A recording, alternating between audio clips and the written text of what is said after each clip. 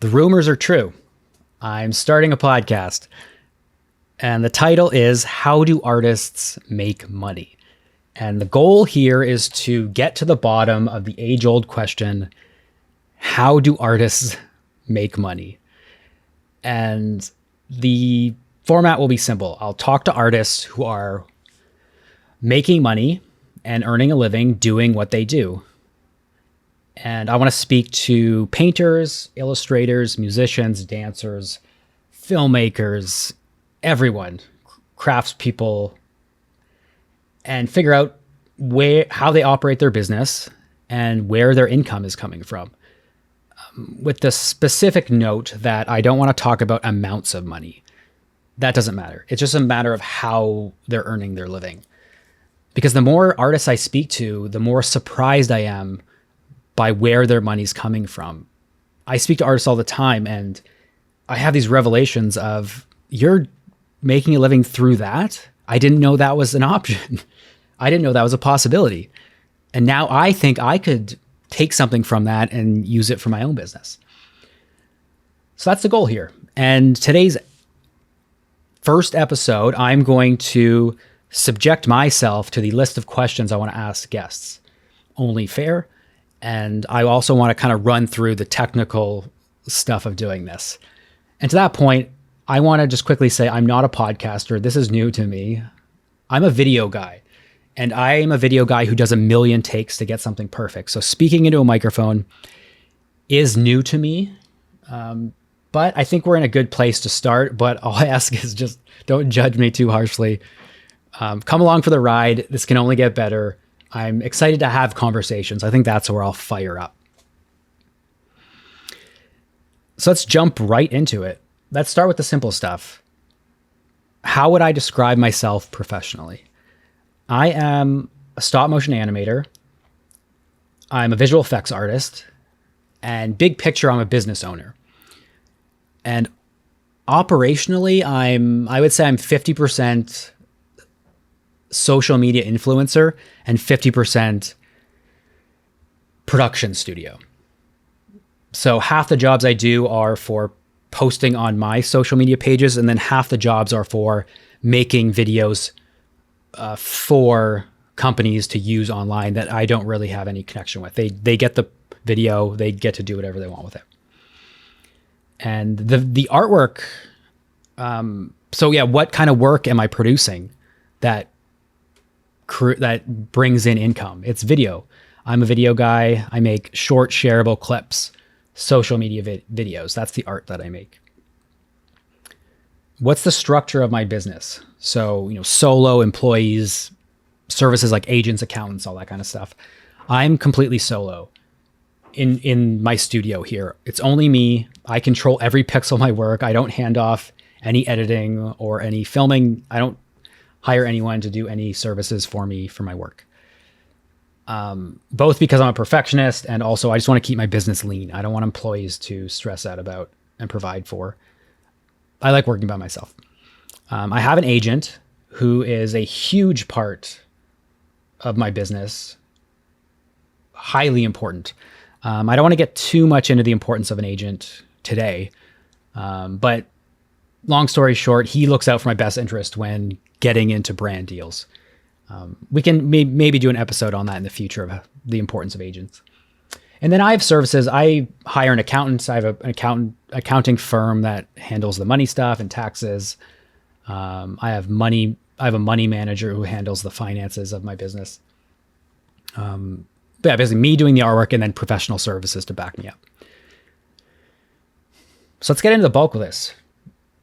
What are my income streams?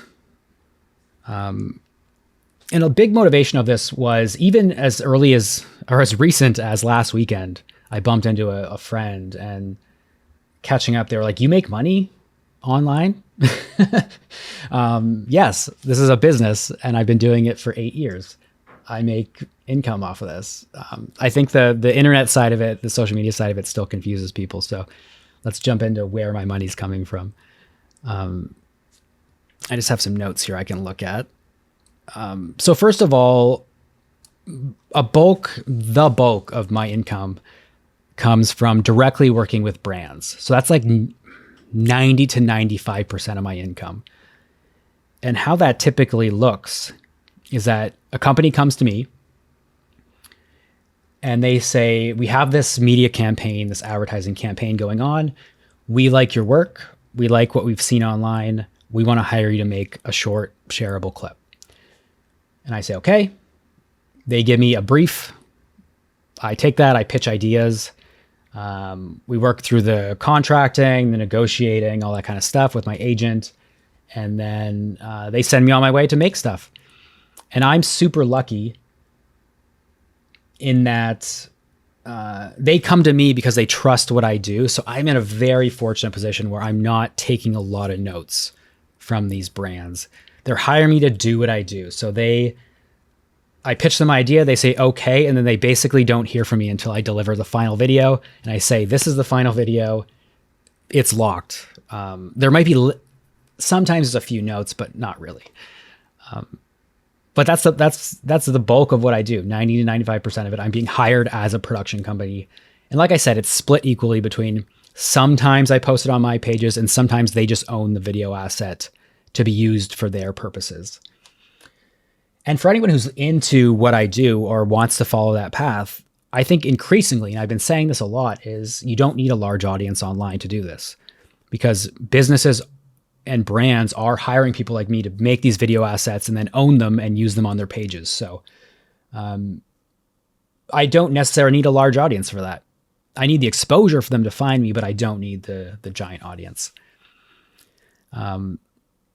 Now, that's the bulk. So there is a good slice of maybe 5 to 7% of my income is platform revenue. So that's getting into YouTube revenue, Facebook revenue, all that kind of stuff. And it being in Canada, I'm quite limited. I can't make money on TikTok. I can't make money directly on Instagram. So I only make money on YouTube and Facebook. And YouTube's an interesting one because I've built a body of work that just keeps going and going on YouTube. A lot of my videos are evergreen, meaning they don't age. So a good example is this fruit slicing video I did where it's almost like an ASMR style video where I sliced away fruit one frame at a time. And it's really soothing and relaxing and captivating. And that fruit slicing video is 6 years old and it still makes, $300 to $400 a month. It just keeps going. And so I have various videos like this that just keep going and going. And I mention that because my job isn't necessarily to keep up making videos to make money. I can use my body of work to keep going. And so YouTube in total, I'm fine saying some numbers, is that it's typically around like $1,000 to $2,000 a month that my YouTube brings in, which for nearly 4 million subscribers isn't that much. It's not what you'd expect. But I'm fine with that. I do short videos, so they don't make a lot of money. But I look at YouTube, that $1,000 to $2,000 is kind of the operating costs of my business. I have expenses with services. I need to host my website. I need to host my newsletter. I have car insurance for my corporate vehicle. I have life insurance, disability insurance. I have all these costs to operate as a company. And I just see YouTube as covering those costs. So with YouTube clipping along off my body of work, it's basically letting me operate at break even no matter what. So I'm covering my operation costs automatically, which is great. So that's YouTube. So the only other platform is Facebook, which is if I don't do anything on Facebook, it dips down to nearly nothing. But I recently put up a video of my celebrating 10 years of making videos online. And that video made in a few days like $1,000 on Facebook. So I can dip into Facebook and post old good videos and make some income that way. And I'll get a bit into that shortly. I have a theory about using old videos, but that's the income side of it. And then really once in a while, platforms pop up and I can attack and make a bit of income. So Snapchat, in late 2020, 2021, Snapchat launched a monetization program. And if you were early enough to it, I was pretty early. They were giving out $1 million a day. And so you could strike with really good hit videos just constantly. And with that, I was like, oh, I'd post a video and make $10,000. It didn't, I think I did that once or twice. I didn't make life-changing money. But that to say, sometimes you got to keep an eye on what's going on with platforms, what they're doing with monetization, and then you can strike if you have, a body of work.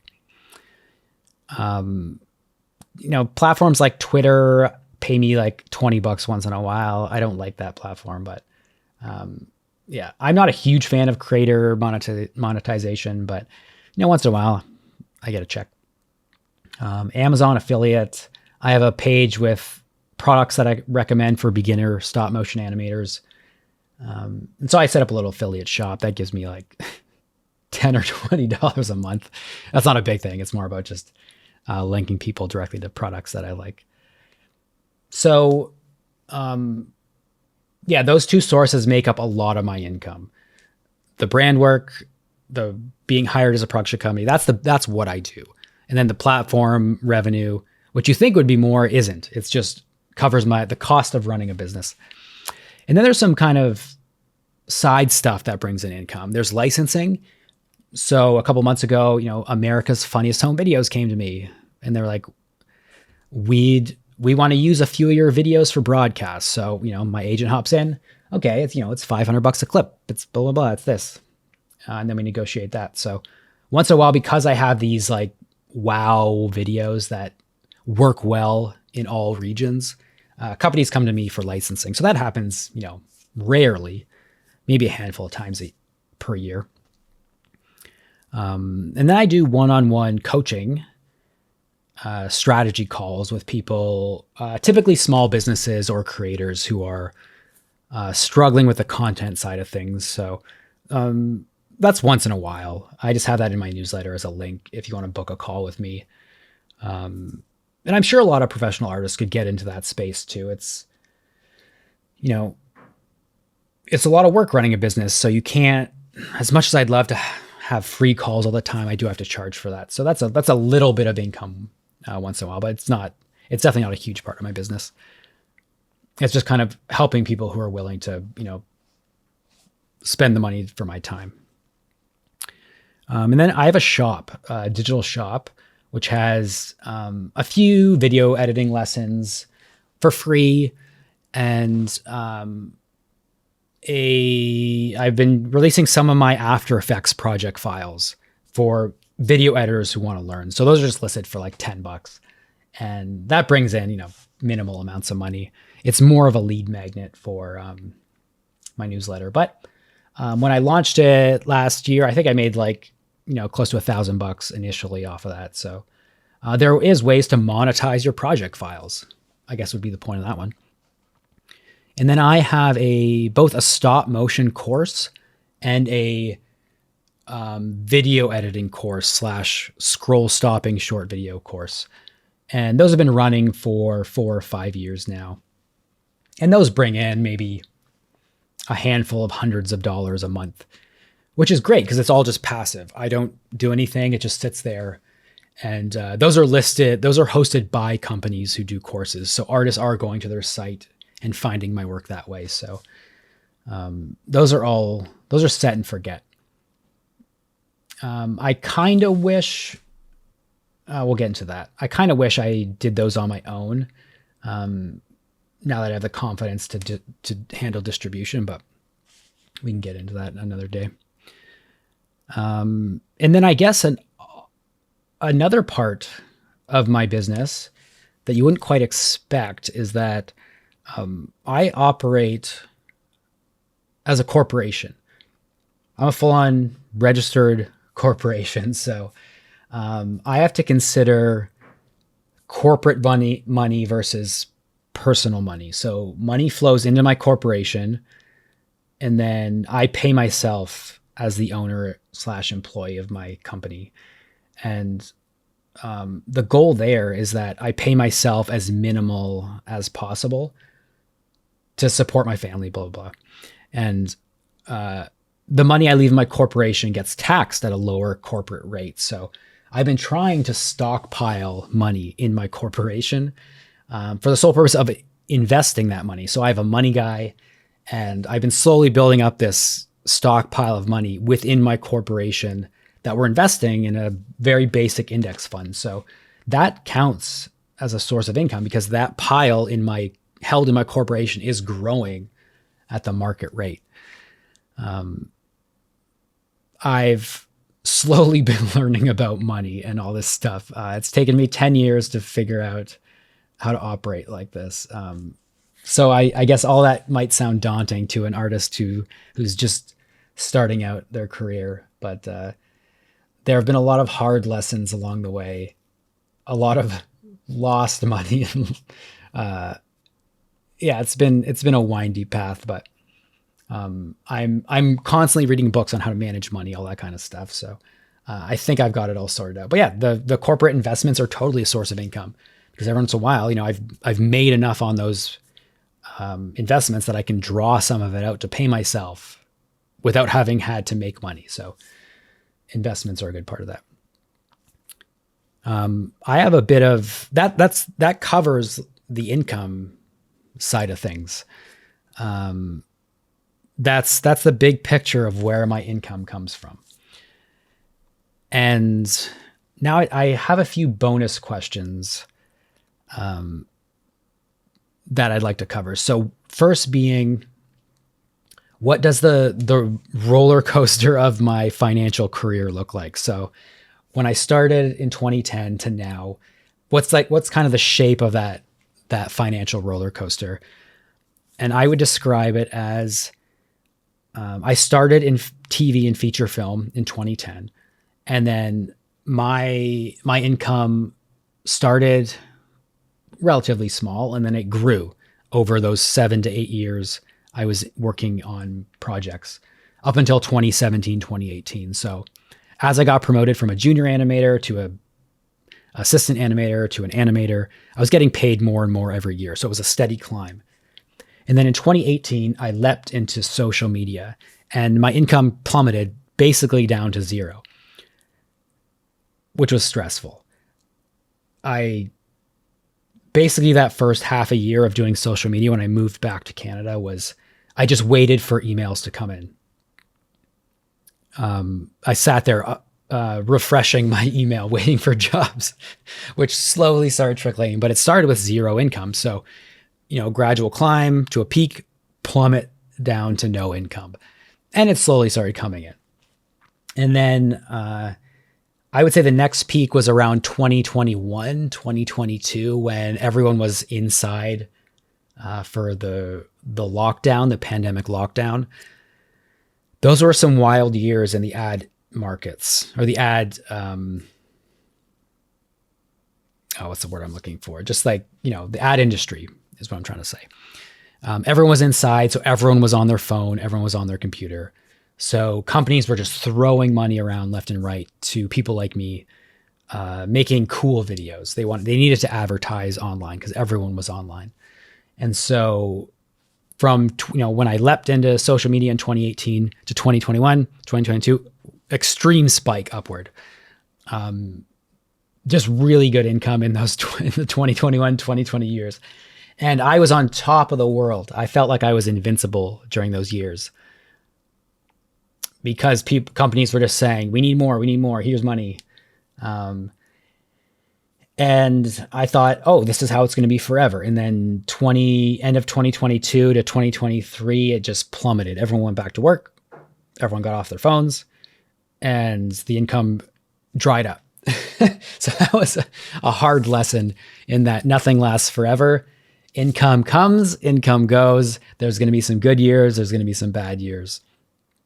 It was a difficult lesson, but a good lesson in life, that never count on things to last forever. And I would say from that plummet, from those lockdown years to now, it's been a plateau of income. And those high years taught me to not only not count on that lasting forever, but to humble myself, live modestly, live on the bare minimum, keep the house, keep a roof over my kids' heads, keep them fed. And that's all I need in life. So I'm making far less money than I did in 2021, 2022, but I'm humbled enough to enjoy it more. So that's kind of the roller coaster. Two big high spikes, and now I've plateaued, and I'm super comfortable. I could make less, I could make more, as long as my family's okay and I'm tucking a bit of money away for retirement. I'm fine. And that's where we're at. Next bonus question. I have 3 of these. Second is, what's a professional mistake from the past you made that you wish you could have done differently? And I would say one of the lessons I learned is I mentioned my courses, my stop motion course and my visual effects course. I wish I would have done those by myself and owned the distribution of it. So I'm still partnered with the websites that host them, which is fine because they have great ongoing distribution, but they take their cut. So I'm technically losing money there. And I have the confidence now that I could have done them on my own and hosted them myself and got more of the revenue. So for me to own, if I ever want to own those courses, which I kind of do, I'd have to buy them back for a considerable amount of money, which I'm not a fan of. So, lesson learned. That's the thing I would have done differently in my business. Trust yourself, host your own course, and then figure out the distribution later. And the last bonus question I have is, what's your biggest business goal for the future, and how are you getting there?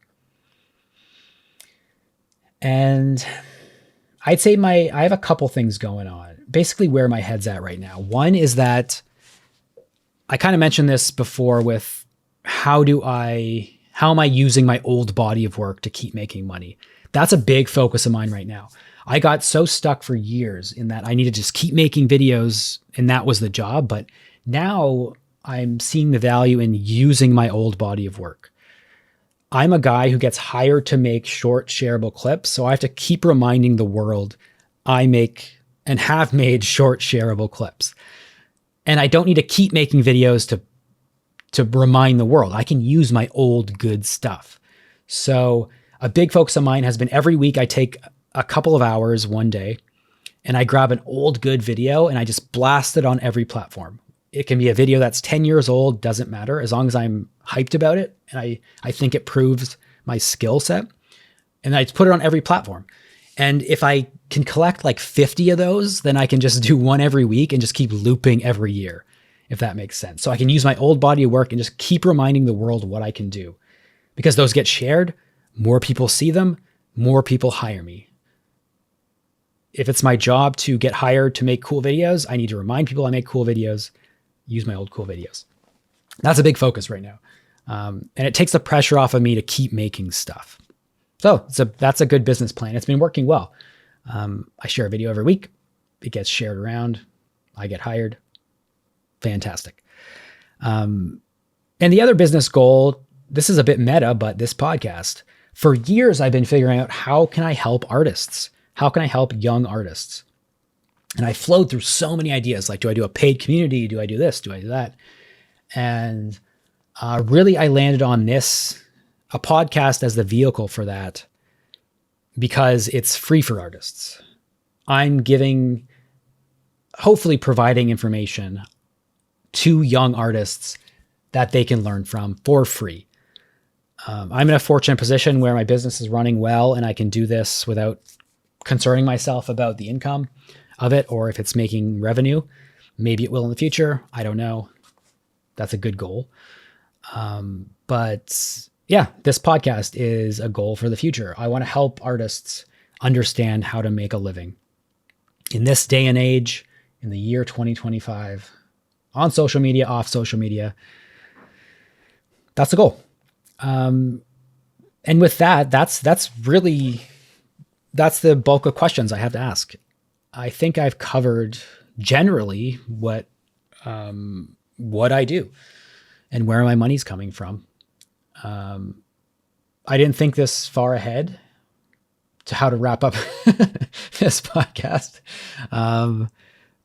This is new to me. I don't know if I just say goodbye and then peace out, but if you've made it this far on this first episode, you're amazing. And I appreciate you so much. That's it. That's all I have for today. Wherever I'll post this, hopefully this can keep a discussion going. We're going to bring more artists in. We're going to have these conversations. I'm excited. All the best. Signing off.